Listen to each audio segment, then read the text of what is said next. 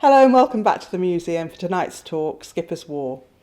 We're delighted to welcome Desmond Devitt to tell us a rather unusual story of conflict and county that is the Great War of 1914-18 through the eyes of a North Oxford school, now known as the Dragon School. Some 400 of their old boys went off to fight on land, sea and for the first time in the air. 21 of them joined the Oxfordshire and Buckinghamshire Light Infantry, their local regiment. Due to their great affection for their old school and its charismatic headmaster, Skipper Lynam, they wrote back from the various theatres of war, providing an extraordinary narrative, which is told here alongside the wartime experiences of the school itself, at that time attended by future Poet Laureate John Betjeman. Central to the whole story is the headmaster, Charles Lynam, known to all as the Skipper, and we are grateful to Rory Stewart, who wrote the excellent foreword to the book, and we'll be hearing from him later in the talk. If you are able to stay with us for the live Q&A, please do so. And if you're able to make a donation, please also think of the museum. It's only with your support that we're able to look after the collections and to continue to provide these online talks.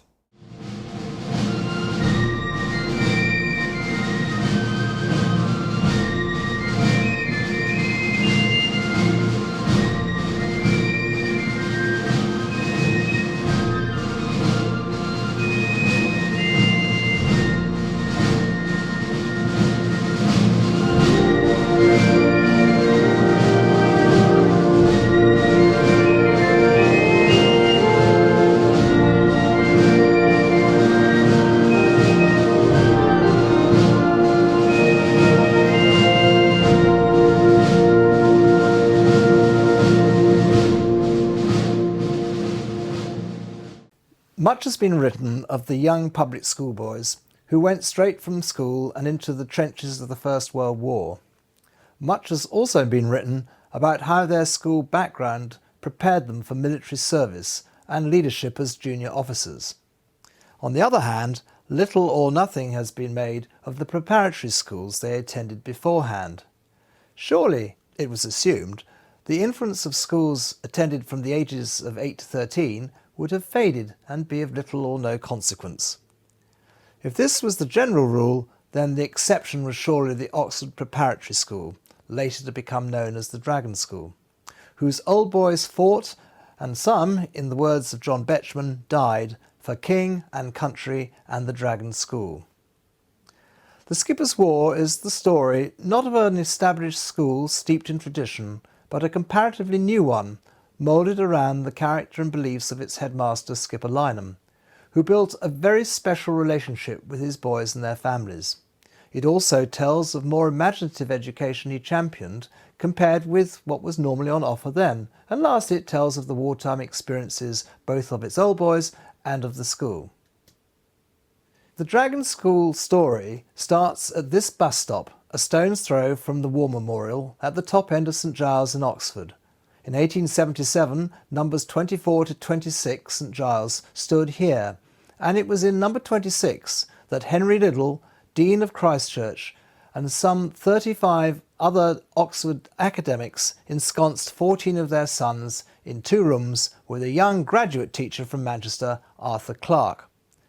From a none too attractively named Oxford Little Boys' School, it became known as Clarke's, and then the Oxford Preparatory School. Liddell had 10 children of his own, but only the youngest, Lionel, attended the school. So sadly, the OPS cannot claim to have educated his older sister Alice, of Wonderland fame. As numbers grew, larger premises were needed, and so they moved to nearby 17 Crick Road, where this, the first school photo, dated 1882, was taken. At Clarke's feet is a young Frederick Percival, who was tragically killed in a riding accident on Port Meadow in 1881. Also in this picture is Frederick's older brother Arthur, who was to become one of the early casualties of the war. Here Arthur is seen as a lieutenant colonel in a group with Sir Douglas Haig, not long before he was killed by a direct hit on a conference he was attending at Chateau Houge in November 1914. In 1882, Clarke appointed a young undergraduate up at Hertford College by the name of Charles Lynam to come and teach part-time and, When he came down, this evolved into a full-time job. Some 4 years later, Clark contracted pneumonia and died, aged only 33, and Lynam raised a loan which enabled him to acquire the school. This school photo of 1890 is the first showing the skipper as headmaster. Although then known as Lynams or the OPS, the pupils had become known as Dragons, due to one of their number chancing on the name as a suitable one for their football team. Lynam himself acquired a nickname due to his sailing passion, the Skipper. "I hate to be called sir every half-minute. I prefer to be called Skipper." And so he was, by the boys, parents and staff alike. Around him, the skipper gathered a talented staff of similar disposition. He felt that a schoolmaster should be someone who would be like an older brother out of school, and a master with the power of at once claiming and getting the closest attention in school. And many of them acquired nicknames too. His brother Arthur, always known as Hum, Lindsay Wallace, Pug, and Gilbert Vassall, Cheese.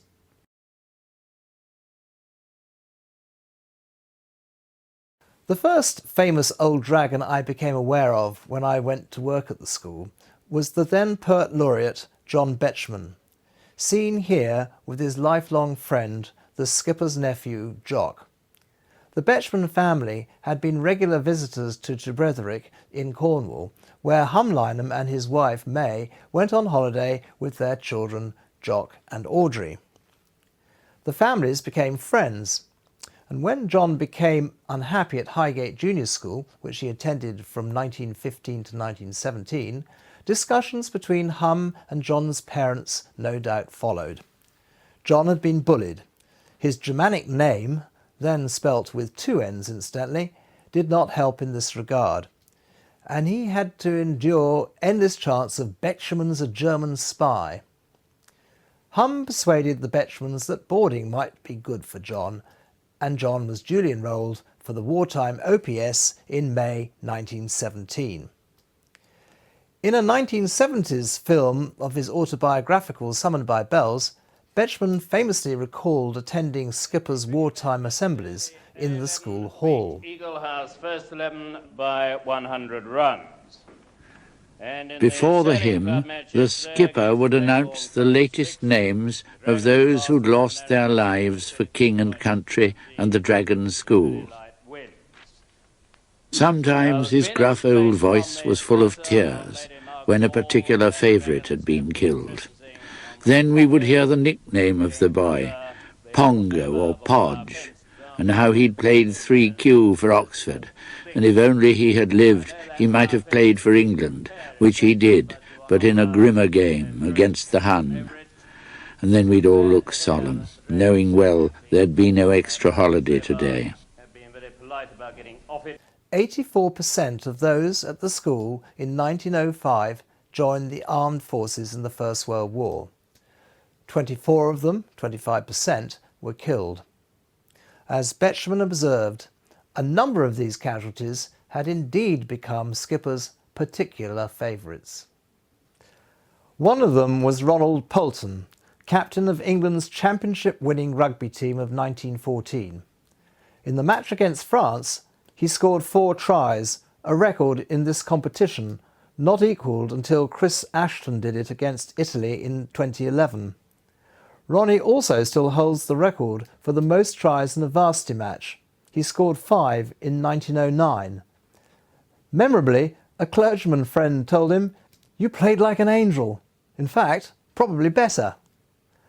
After leaving the OPS, Ronnie had gone on to rugby school, where, aged 16, he had found himself in the first 15 with one Rupert Brooke.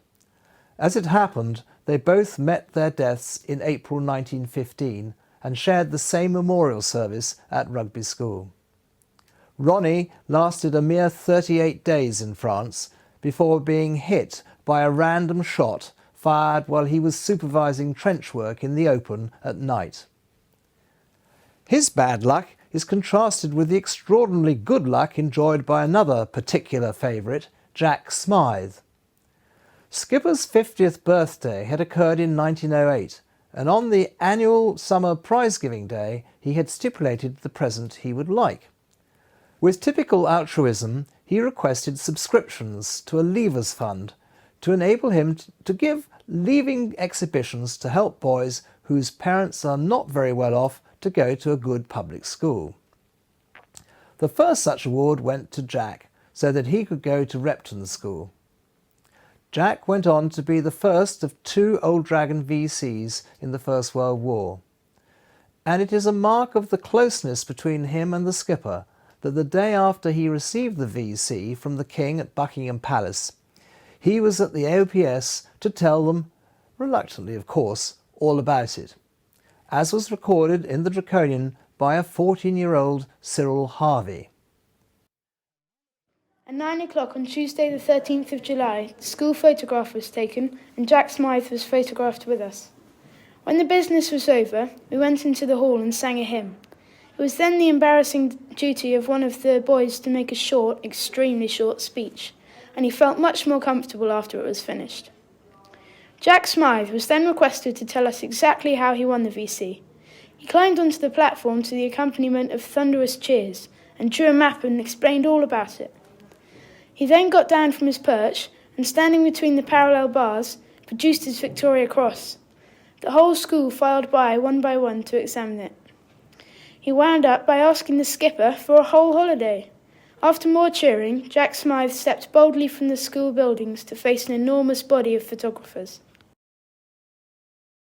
This medal, made from the metal of one of the guns captured at Sebastopol in 1855, was in fact stolen from Jack in India some years later, and so it is a replacement which Jack had to purchase for the princely sum of £1 11 shillings and sixpence that you can now see in the Ashworth collection at the Imperial War Museum.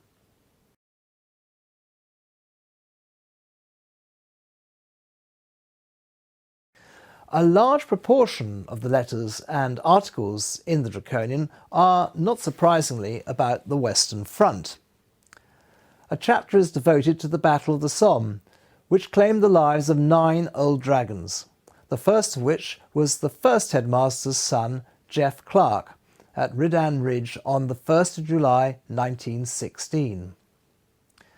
Not everyone was taken by surprise at the loss of British lives that day and in the weeks that followed.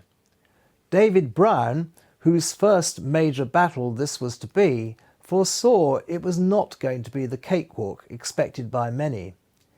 In May, he had prepared himself and his family for what he thought lay ahead. I'm writing like this because summer is here, and I don't think our present peacefulness can go on much longer. I think death must come to many of us, if not to most. I'm talking of officers now, before very long. And if it does come to me, I don't want you to feel it as a shock, and I don't want you or anyone to grieve.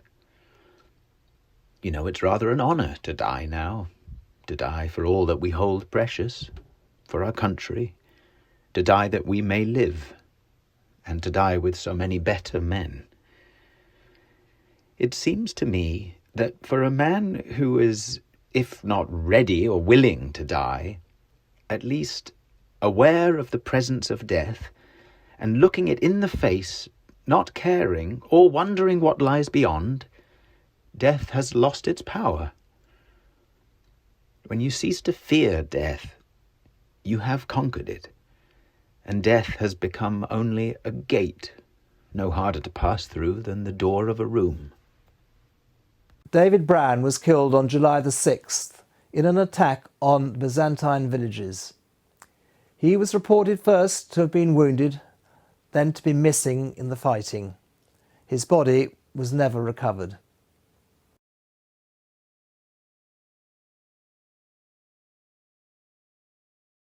Skipper's own family was also engaged in the war.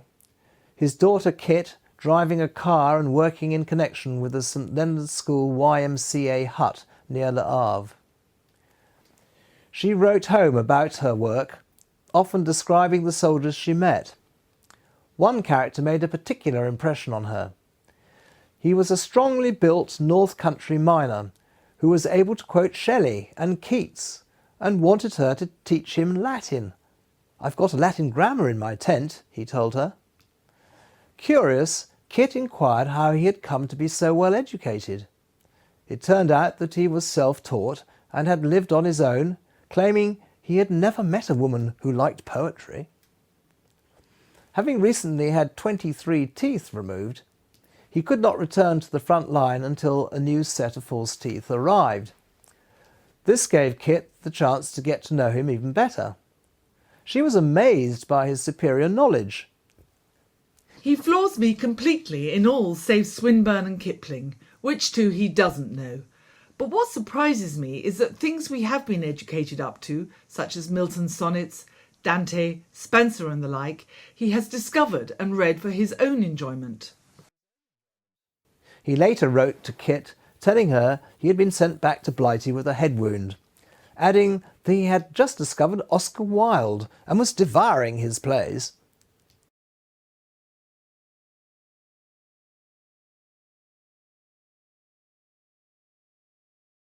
It was only 6 years before the outbreak of war that Louis Blériot made the first successful flight over the English Channel, and some 32 old dragons, out of 400 or so who joined the armed forces, joined the RFC, or the RANAS, later to be the RAF.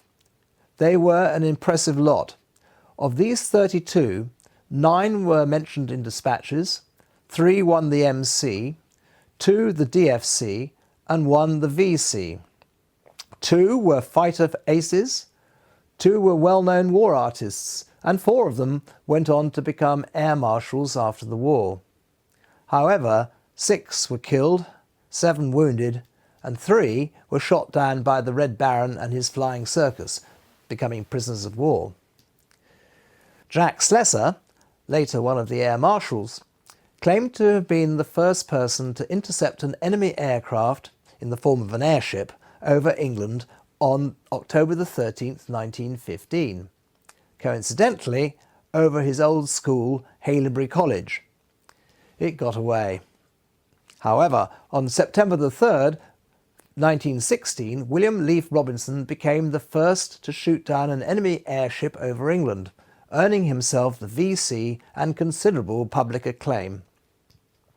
Robbie's account of his excitement when his final drum of ammunition set the airship on fire appeared in the December 1916 edition of the Draconian. Soon she appeared to catch fire in her forward petrol tank.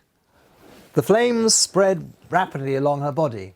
She made off eastwards on fire. In several minutes she dipped by the nose and dived slowly in flames to the earth. I was so pleased that in my excitement I pulled the joystick and looped the loop several times. April 1917 was a time of German air superiority and was deservedly known as Bloody April. Numerous British pilots were brought down by the Red Baron, Manfred von Richthofen, and his Flying Circus. 3 of them were old dragons. William Leaf Robinson was shot down by Sebastian Fessner, and Aubrey de Selincourt by Werner Voss, but it was the Red Baron himself who accounted for Peter Warren. On the 2nd of April 1917, Peter Warren was flying at the apex of a V formation when his gunner, Sergeant Dunn, seated behind him, shouted a warning just as a spray of bullets splintered the dashboard in front of him. He dived and glimpsed von Richthofen's red plane passing under him to the rear. Looking over his shoulder, he could not see Dunn, and he feared that he had either been thrown out of the plane in the emergency dive or was dead on the floor.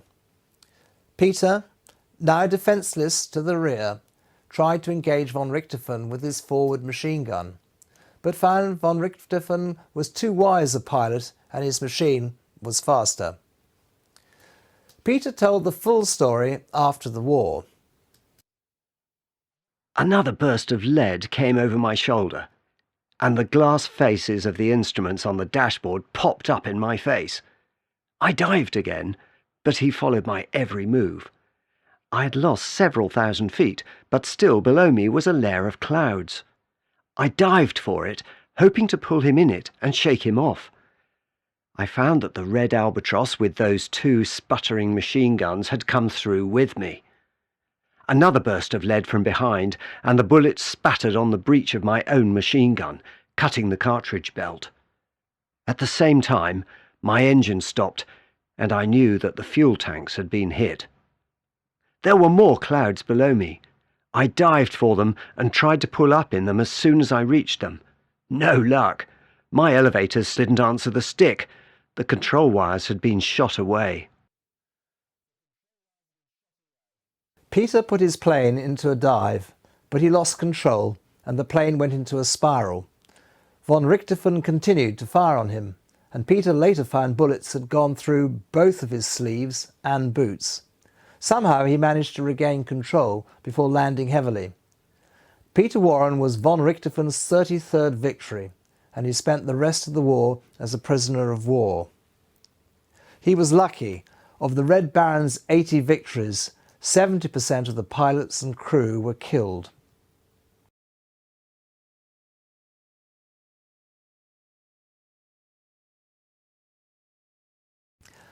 Somerville College was situated besides the Radcliffe Infirmary, so it was not surprising that the War Office requisitioned it to be a recovery hospital for wounded officers. Both Robert Graves and Siegfried Sassoon spent time here recovering from their wounds.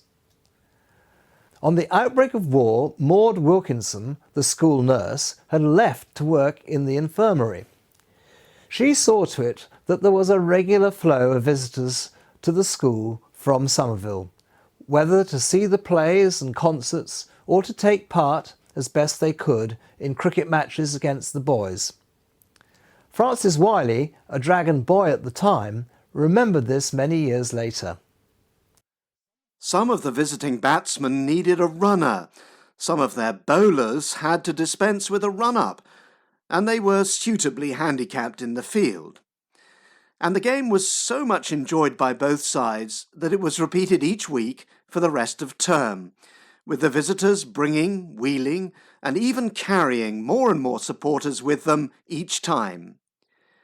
In the evening bathe that followed each match, we were joined by those of our opponents who had Sister Wilkinson's permission, and by 1 or 2 more who had arranged for her attention to be distracted. Popular as the cricket matches were, the teas were perhaps even more enjoyed, and particularly by the skipper and his pet macaws. The soldiers were also invited to attend the annual sports day.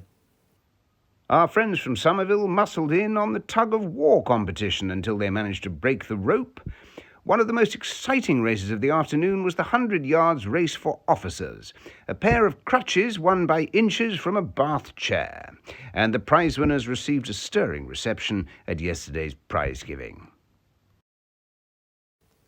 One of the other prizes was a challenge cup inscribed "From the officers now in Somerville, July 1917, which they presented to the school.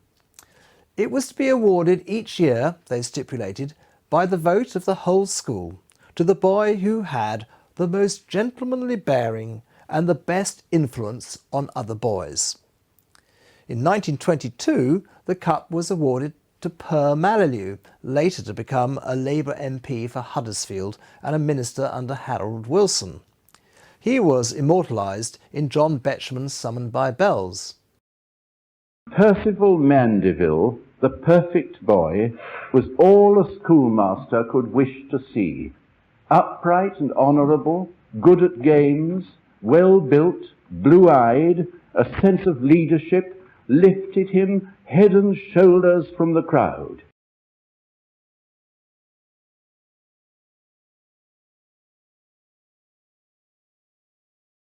The final year of the war did not start well for the Allies on the Western Front, and a number of old dragons found themselves in the thick of it when the Germans launched their spring offensive on March the 21st. 3 of them were killed in the first week as the British Army reeled in headlong retreat, which was described by another, Captain Philip Frere, of the King's Royal Rifle Corps. On March the 22nd, Philip, unaware of the storm that was being unleashed, was in reserve at Equancourt and was enjoying his dinner. We were in Corps Reserve and had been standing by to move at an hour's notice. We were just drinking our port after an early dinner when we were interrupted by a burst of machine gun fire from about 500 yards, sweeping the village. It was a patrol that had pushed right through. Of course, it was rather sudden when we thought we were 6 miles at least from battle. We turned out at once, got the companies into a trench outside the village and kept off the Boche. The following morning, the fighting started in earnest. The Germans broke through and threatened Philip's men in the flank, necessitating a hasty withdrawal.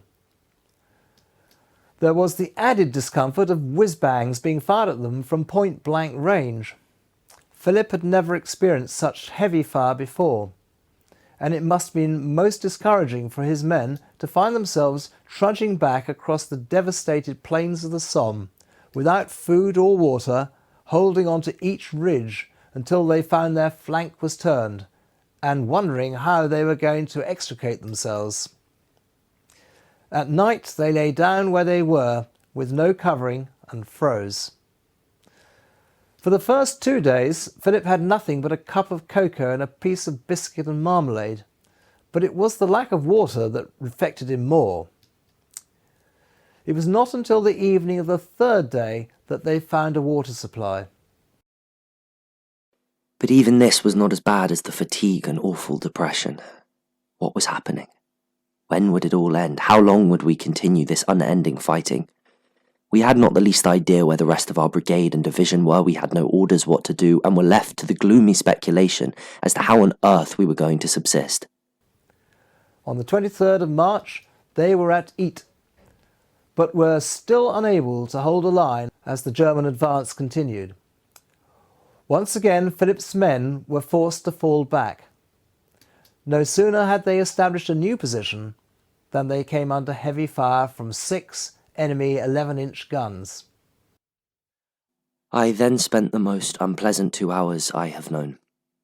We cowered down in the bottom of a shallow trench with these huge shells falling all about the place and 4 German aeroplanes flying round and round 50 feet above us. Not one of ours was to be seen, and we had no more ammunition left to fire at them.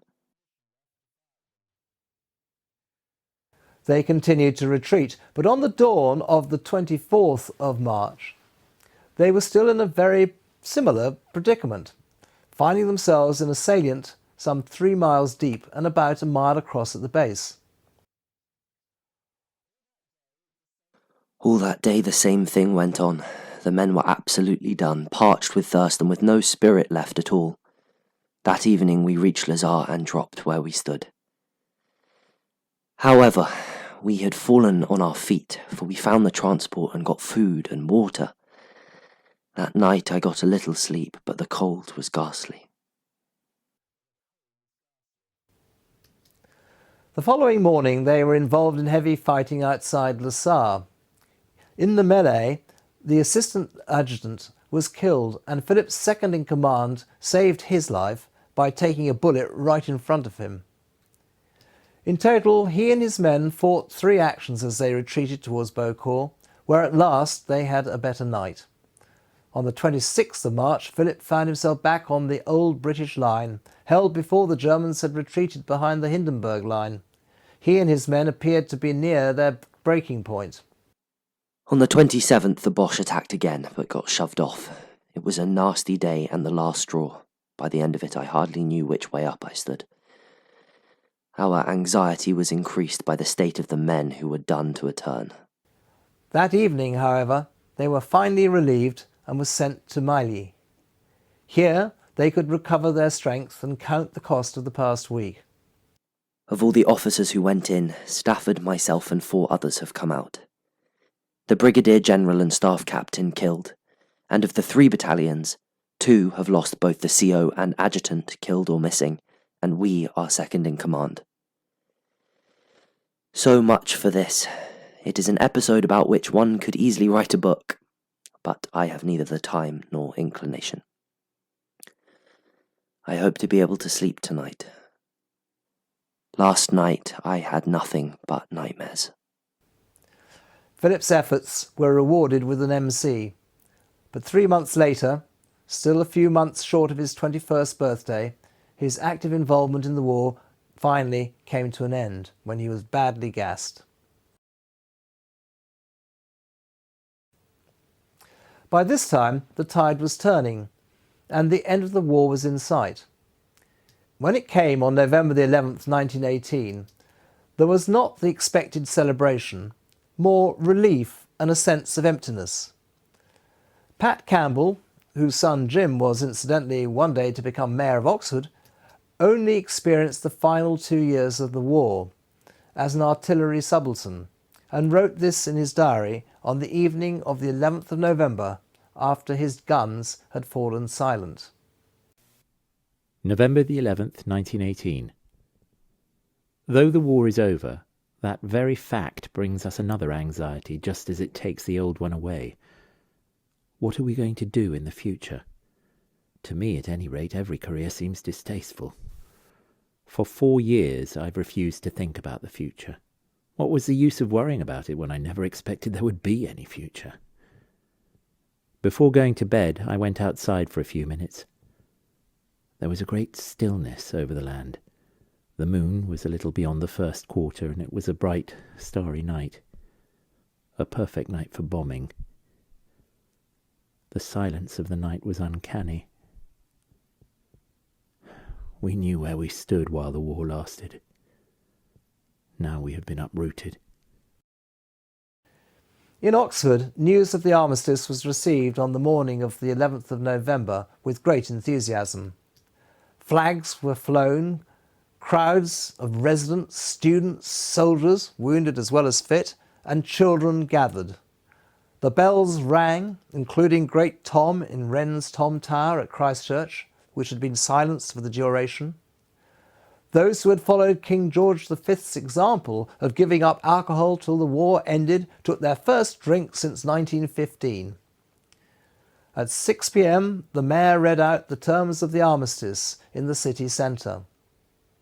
The day concluded with fireworks and an effigy of the Kaiser being consumed on a bonfire outside St John's College on St Giles, a mere stone's throw from where the OPS had opened in 1877.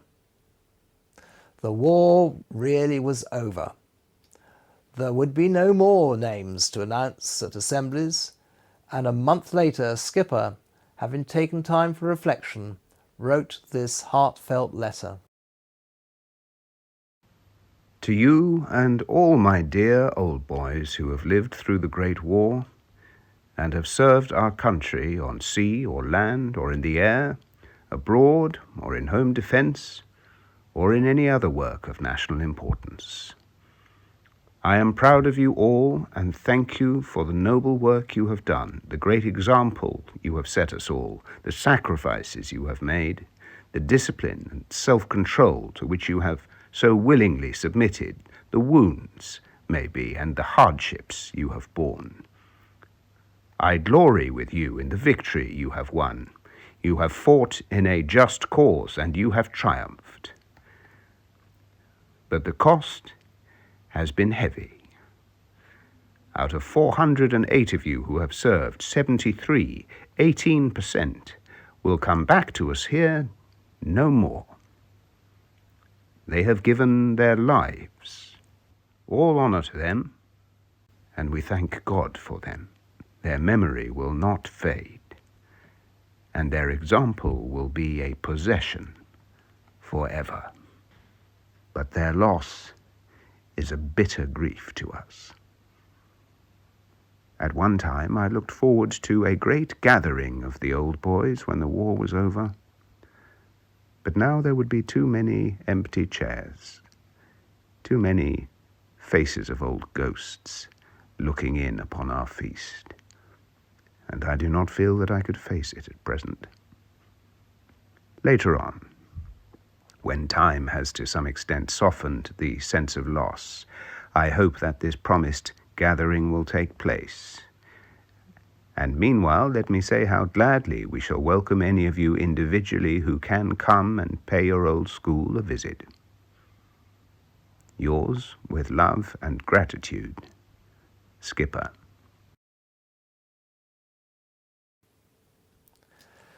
I hope this gives you a flavour of the Skipper's War, and certainly there is much more besides, such as the extraordinary JBS Haldane, described by Haig as the dirtiest and bravest soldier in his army, and whose ambition, strangely, was to die in battle aged 100. George Fletcher, described by Frank Richards in Old Soldiers Never Die as the bravest man in France, alongside Siegfried Sassoon. The 17-year-old Old Dragon, later a famous novelist, whose father was in charge of the post office in Dublin, who helped the Red Cross rescue the wounded during the Easter Rising, and the member of the OPS staff who became Archbishop of Canterbury. There is also the dragon who probably saved the life of William Wedgwood Benn and his progeny at Gallipoli, and an eyewitness report of Jutland describing it as hell, but an intensely interesting hell.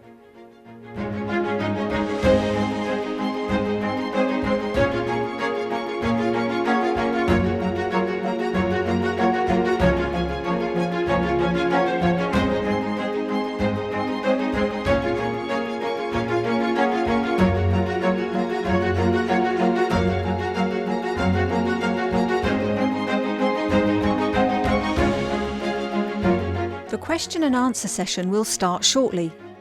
The Q&A window will open below the video window. Please log in or use the guest chat link to ask a question.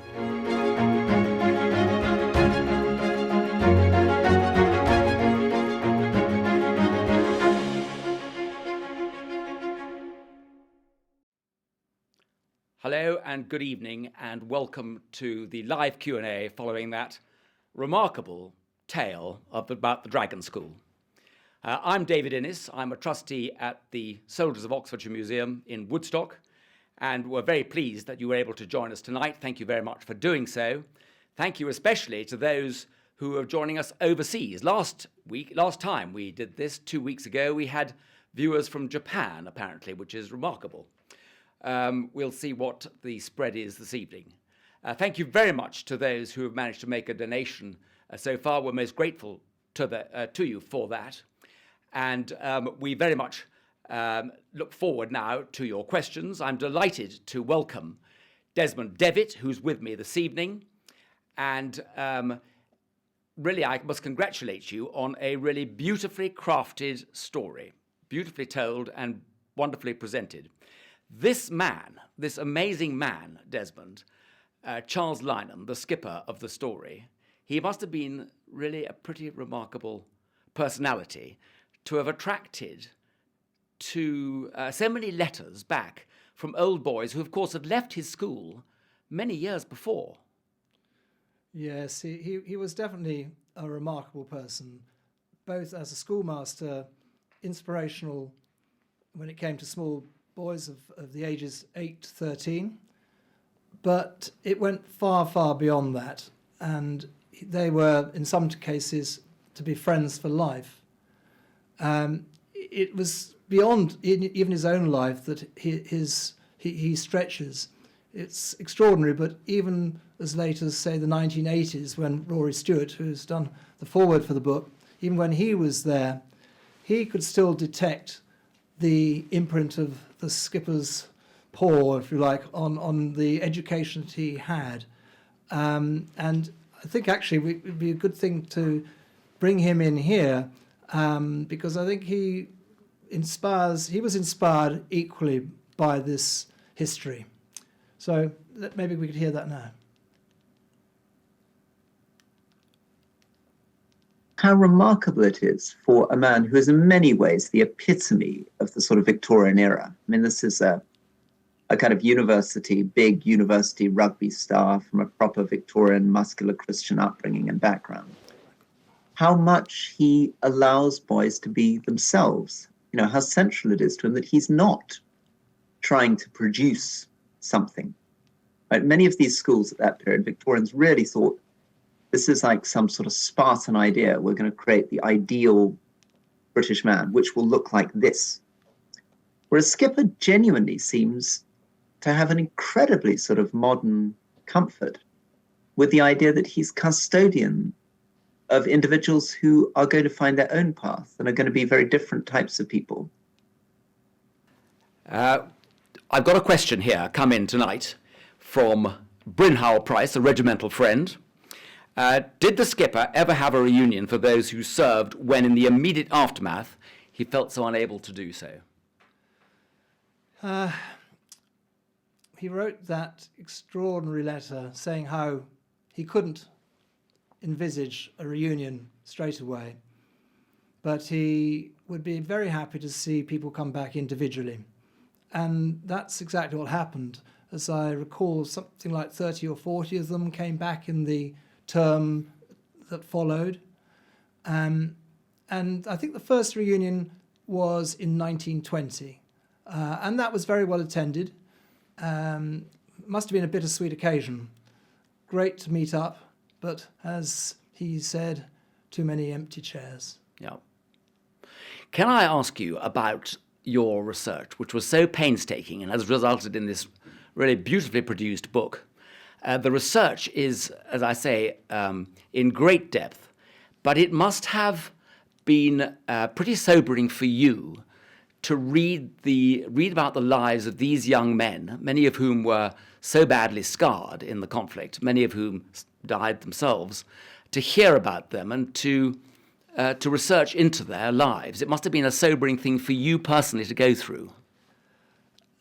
To a degree. I think probably I should just draw attention to the main source, which is the school magazine, The Draconian,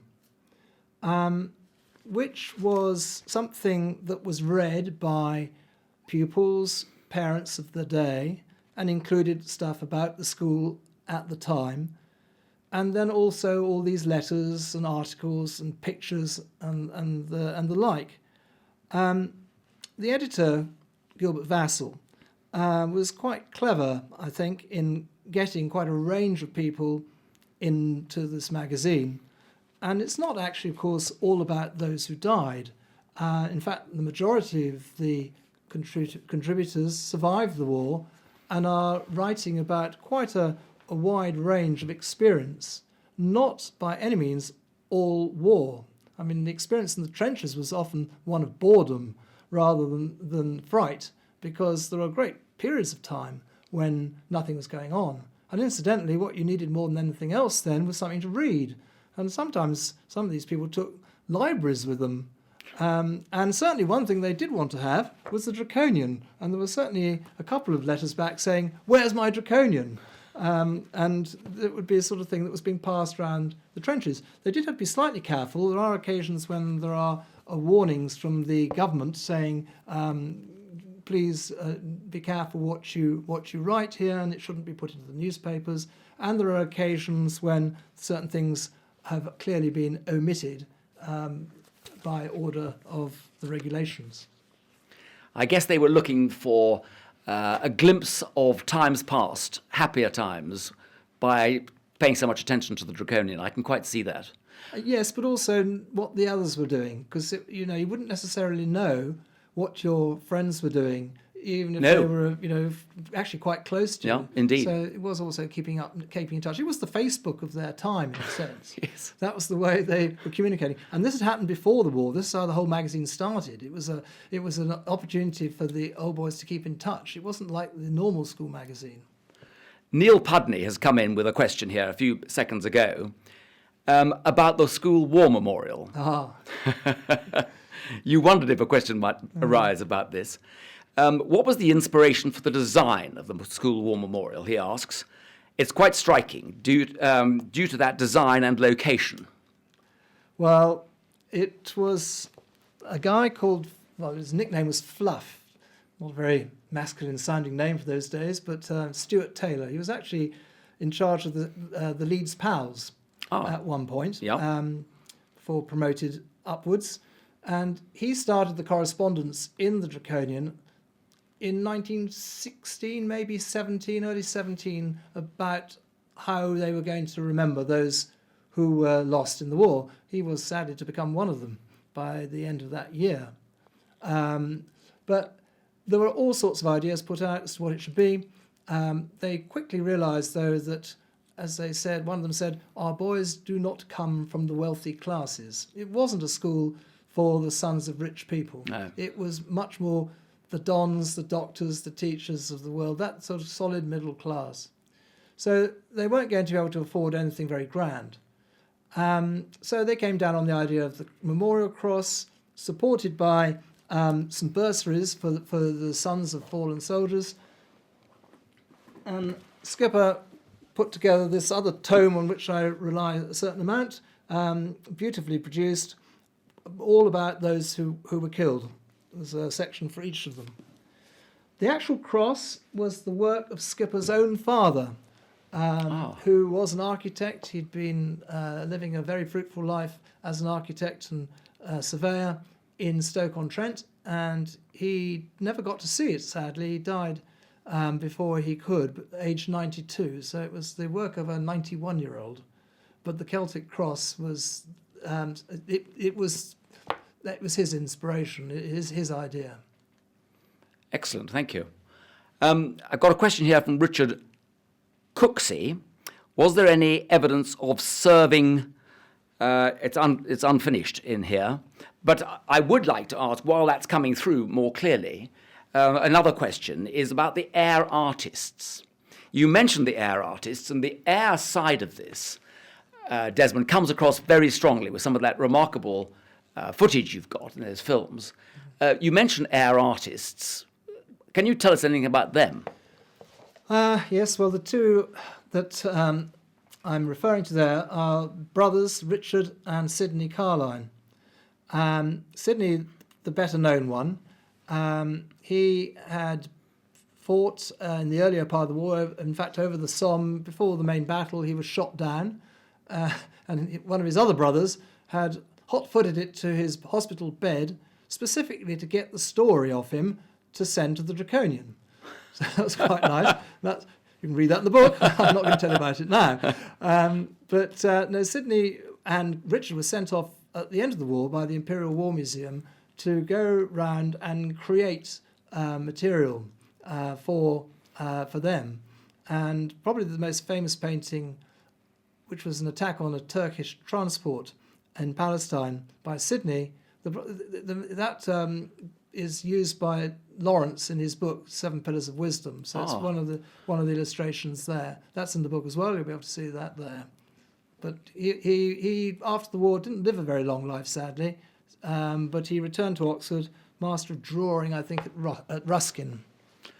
The air side prompts me to mention to anyone viewing that the story of Richthofen and the Red Baron has a place in the Army Flying Museum in Middle Wallop if you want to go and see a little bit of the fabric of his aircraft, which was recovered by a fortune hunter, I suppose, after it landed. And there's a little bit about the Red Baron at the Army Flying Museum in Middle Wallop, should you want to be able to get to see that. Richard Cooks's full question has come in now, which is an interesting one, actually. Was there any evidence of former pupils giving talks during the war about the services that they were in? In other words, about their experiences. I suppose you mentioned Jack Smythe. Any others? There was a continuous stream of old dragons coming back to the school throughout the war years. And they didn't need a lot of encouragement. The madder amongst them, well, Jack Haldane comes to mind, JBS. He was forever exploding devices in his back garden just around the corner in Charwell House, which is where Wolfson College is now. And certainly an Ox and Bucks man, actually, Pug Wallace, who was on the staff, he'd come back at any possible opportunity. He'd be refereeing rugby matches and then in the evening telling them of the innermost workings of the machine gun. So yes, a lot of it. Very good. Henry Spielberg. Henry is a trustee at the Soldiers of Oxfordshire Museum. I'm very pleased to see you here, Henry, tonight. Thank you. He says, great talk. Thank you very much indeed. Are any current pupils at the school descendants of old boys who were there in the Great War? That's an interesting question. Well, I did a little talk there the other day, and I did ask for some hands up for those who were the sons of old dragons. There were quite a few, and there were one or two even grandsons. I can say there is one family I would like to mention, although they can't claim to have a current dragon boy, but not from very long ago, and that's the Hardman family. And they go virtually back to the very beginning. So they've been the longest serving, you might say, dragon family. And they are linked to the Malilou family, who you've heard mentioned, the Browns, and... Gosh. And there's one other that's just gone out of my mind, but there is an amazing family link going through that family all the way through. But at the present, I don't think so. Okay, can I take this opportunity just to thank everybody again for the donations we've received so far. The donations you make really are very important to us. We can't thank you enough for them, because as a completely publicly funded museum, we have to, the money we raise is all we get. There's no government funding for us. We very much depend upon admissions, people coming to the museum, people hiring the museum, people paying attention to talks like this. So it's magnificent that you're here tonight. Thank you very much indeed for that. And please keep the donations coming, because my goodness me, they make a tremendous difference to us and are very much appreciated. Another question here, really about Oxford, what it was like at the time, because I think having looked through your book a bit myself, I can see that this question about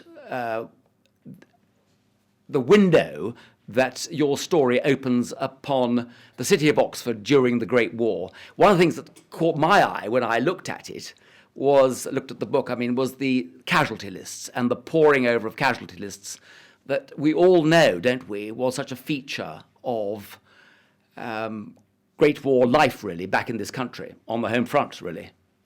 Yeah, and the fear of the telegram, I think, comes to mind as well, always worried.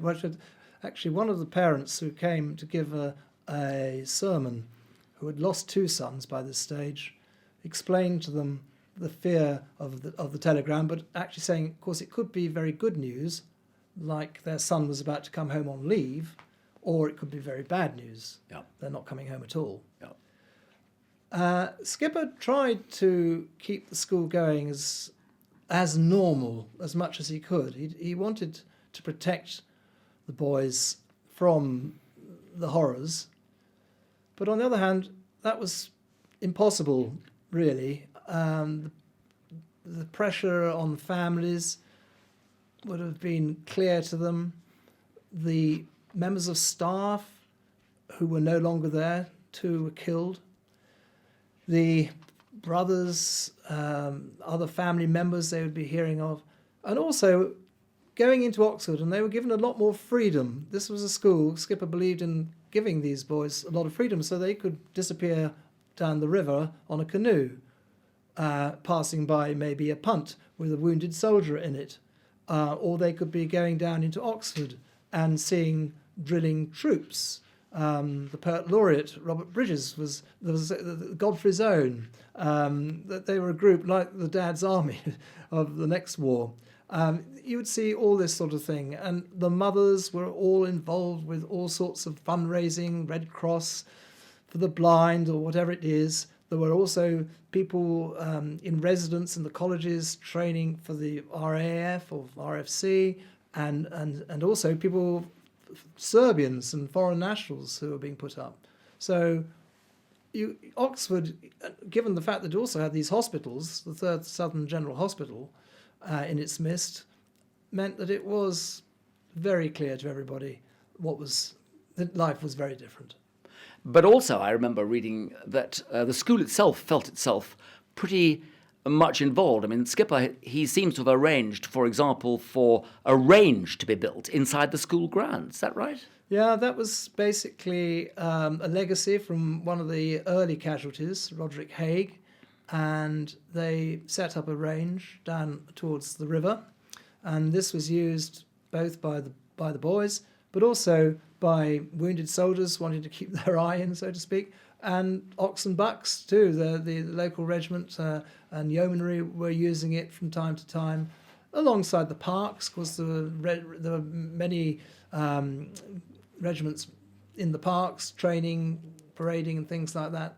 So yeah, they had a range actually down by the river right the way through till, I should think about 1990s, something like that. Eventually it was a 25-yard range in what was in fact the Second World War air raid shelter.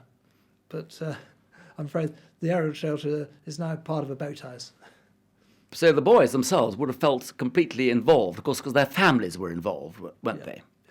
Yeah. You couldn't get away from that, I think. You must have felt every time you were at home that the parents, as you say, pouring through the newspapers of the day and seeing those long casualty lists. Everybody would know somebody who had a loss in the family. I came across one interesting little snippet in your book, which absolutely fascinated me, about the collection of conkers. John Betjeman himself gets sent out to collect conkers and send them on a train to London. I couldn't quite get this, I have to say, because it was all to do with the manufacture of explosives. Do you want to expand on that a little bit? Well, you can read it in the book, of course, and so you're asking me to remember a small detail that I left behind some time ago. But as I recall, they used to use, in the making of cordite, timber, and a certain amount of grain. Well, not surprisingly, they wanted to use both those things for more important uses. And certainly by 1917, with the U-boats creating a blockade on our ports, we were very short of grain. It was said we were down to only 6 weeks' supply at one point. Some bright spark, as there always is one, isn't there, thought that conkers could take the part in this mixture that was hitherto used by the tinder and the timber and the grain. I don't think it was a very long-lasting idea, but it was definitely right, and they guessed it was something like that, and they were right. It was definitely what they thought they could do.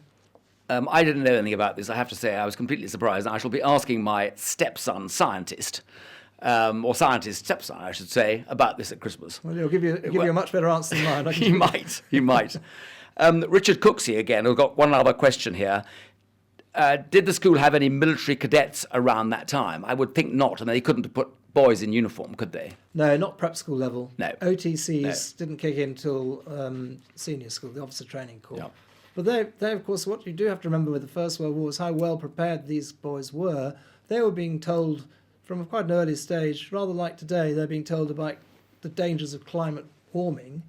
Then they were being told the dangers of a likely war. And they were very aware in their teenage years of the need to train, both in the OTC at their senior school, and then when they went on to the universities in the equivalent there, and then into the TA afterwards. Hence, there were a lot of people ready to go in 1914, who otherwise wouldn't. Yeah, the examples were all around them, weren't they? Yeah. I've got a question here from Charles Oldershaw. Charles, thank you very much for joining us tonight.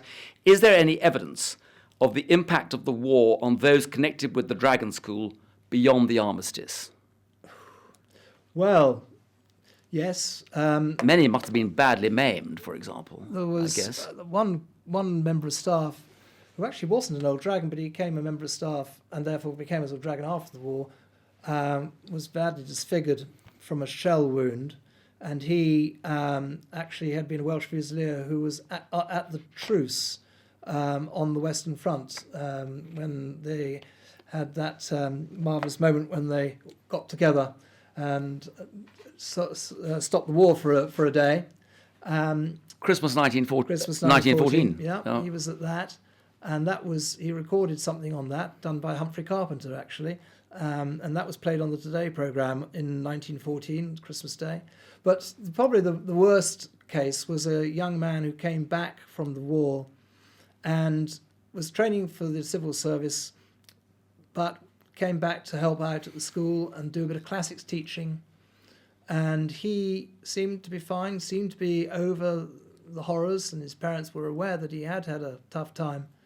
But then, at the end of August 1921, he committed suicide in his parents' home in North Oxford, and he's buried just north of the school, only a couple of miles away. Charles Pittar, and that he was the one that comes immediately to mind. Yeah. People think, incidentally, that the war does finish in 1918. Of course, it doesn't. And as far as the Commonwealth graves people are concerned, you can have a war grave up to the end of August. He was only 3 days within this, up to the end of 1921, if you die of a war-related disease or wound or whatever. Yeah. So he does have a war grave in Wolvergate Cemetery. Thank you for that. Patrick Smith, another regimental friend. I'm pleased to see Patrick here tonight. Excellent talk, Desmond. Thank you. He'll buy the book, which is a very good thing. We'll come to that in a second. I think I know Patrick. I think he's an old dragon as well. Well, I know he was at school at Teddy's. He was. So that's him. Well, that's the one. Okay. Don't worry, Patrick. I won't tell them. Was World War I the first time that ODs saw battle? No. Could any have been in the Boer War, for example? Yes. Yes, very much so. In fact, Fluff Taylor, aforementioned Stuart Taylor of the Pals, he was there. There was a guy called Spurling who actually managed to get a letter out to the Draconian from Ladysmith. I'm not quite sure how he managed that, but he did. And actually, if you know the Dragon, as Patrick does, there is a building in the playground called the Museum. And that's in memory of a chap called Maurice Church, who was on the staff of the Dragon. Great friend and fellow sailor of the skipper. And he went off as a trooper, I think again with the Oxfordshire regiment, and he was killed in the Boer War. So I think about 8, I think I'm off the top of my head, I think there were 8 to 10 serving in the Boer War, Dragons, and there are certainly some letters in the Draconians of that time. Not very many, but 1 or 2. There is the answer to that, Patrick, and thank you very much for that. Neil Pudney's come back in with another question. No surprise, Desmond, that I should ask this. Are ODs that fell still being discovered and remembered? Right, still being discovered. This is quite possible, of course. Yes, it is. They are We've forever. got this experience ourselves in the museum, having discovered Lieutenant Wordsworth of the Oxfordshire and Buckinghamshire Light Infantry, who was, until very recently, buried and on a grave marked known unto God. Now we have established exactly who it is, and we'll be telling that story on one of our online talks in due course. But in the meantime, what about dragons? Well, interestingly, one of the people who helped me a lot with the book, who is a current member of the armed forces, Eric McVeigh, I hope you're watching, Eric, is working very hard at the moment trying to look at the records of the people who went round at the end of the war, finding these isolated graves and scooping them up and putting them in the cemeteries, the new cemeteries that were being made. And we have a slight plot together that we think we might be able to locate one or two of these bodies where it's been clearly explained where they were buried, but subsequent fighting meant that they were lost. It just might be possible to track down 1 or 2. We would like to give that a go. But one thing I would say is that in the course of all this research, whereas there are 83 names on the actual war memorial today, there were 4 more that we would like now to add. One, of course, being Charles Pittar, who died after the memorial was actually made, but still should be on it. So we're actually 4 short, if you like.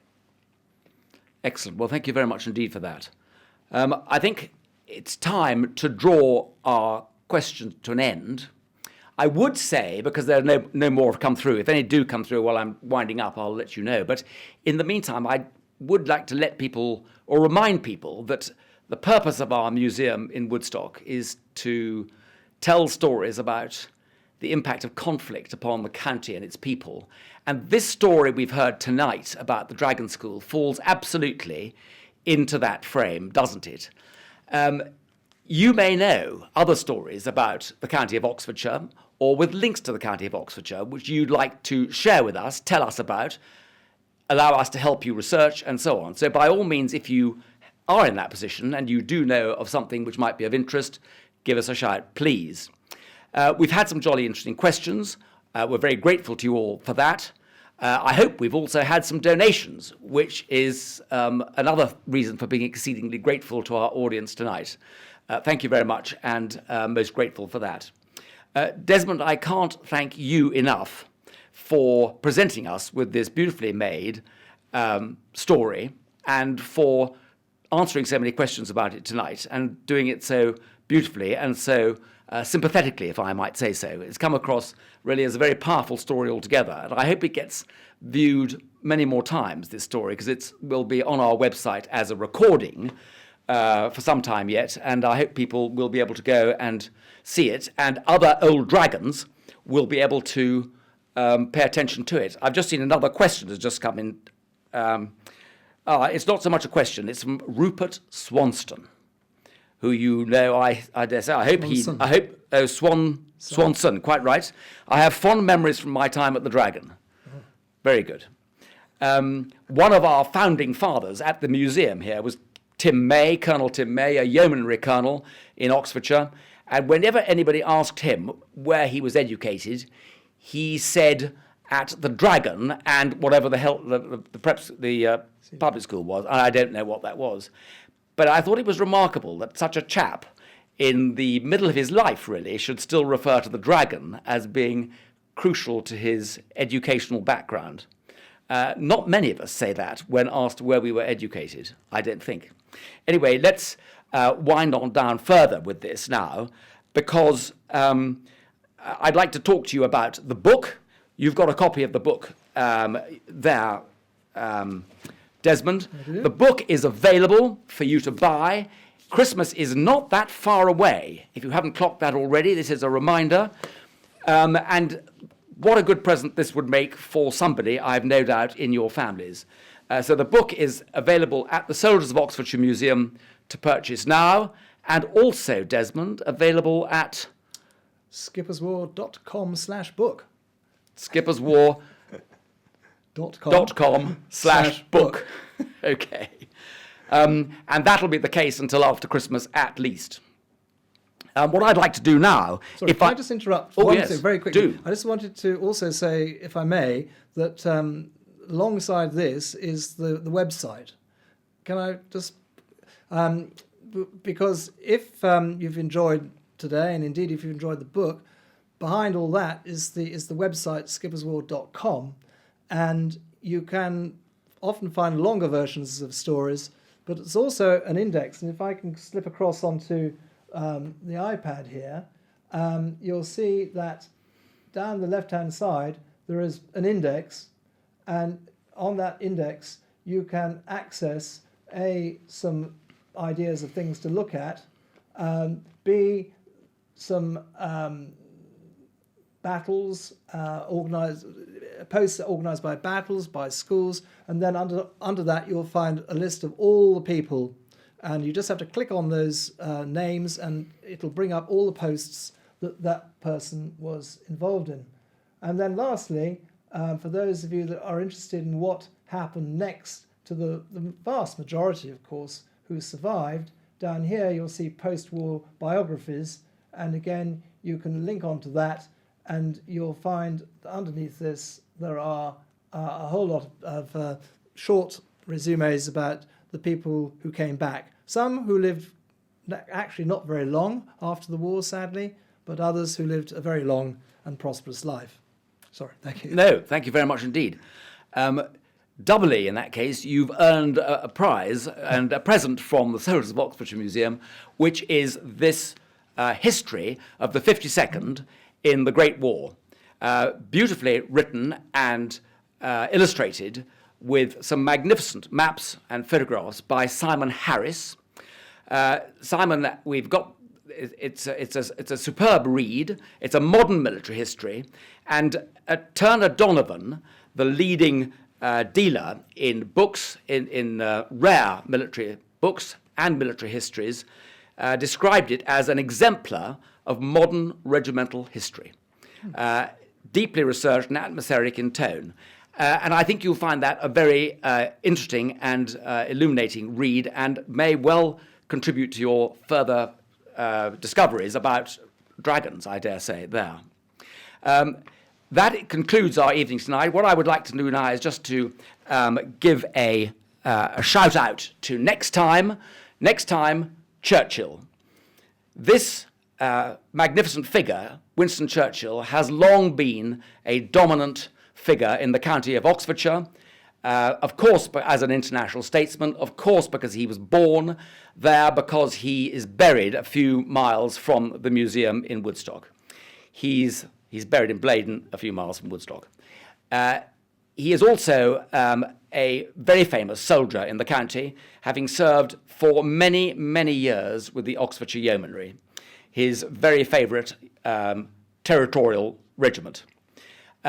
So we have owed ourselves, if you like, for a long time, the story of Winston Churchill. And I'm glad to say that in January, next month, on the 18th of January, 2022, that's a Tuesday, we are going to be able to tell you that story, or tell you about a story of Winston Churchill. No doubt there are many.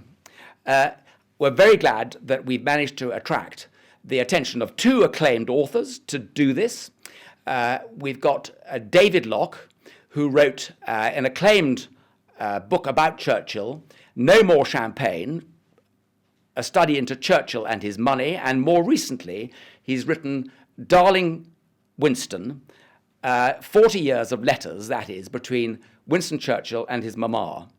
And David Locke very kindly agreed to come and give us a talk, and has been interviewed for this by Professor Ashley Jackson, a professor of Imperial History at Imperial College London, and a neighbour in Oxfordshire, and a former trustee of this museum. And Ashley Jackson has also written a splendid book on Churchill, and his actually was described as a new champion. Yes, one of the reviews I saw of it was a new champion, the best medium-length Churchill biography now available. So that will be a talk on Churchill on the 18th of January. In the meantime, I hope you'll be able to come and join us then for that. In the meantime, may I wish you a peaceful and quiet Christmas, as much as restrictions allow, and so on, and a happy time for the family. Please we'll look forward to seeing you next month. And with that, I'll say good night.